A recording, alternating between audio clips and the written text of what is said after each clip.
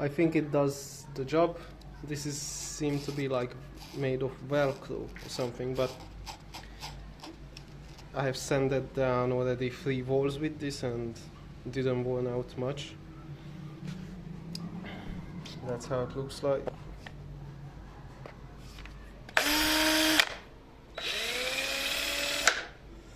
This is the packaging.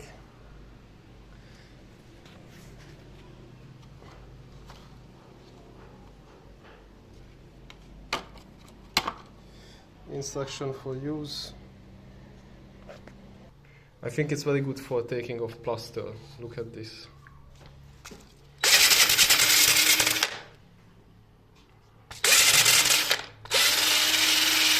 You can go with the edge as well, like lead in a bit, but this is alright.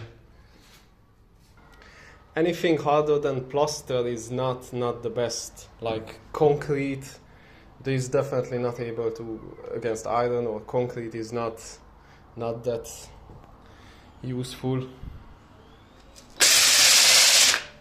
Like it does go, but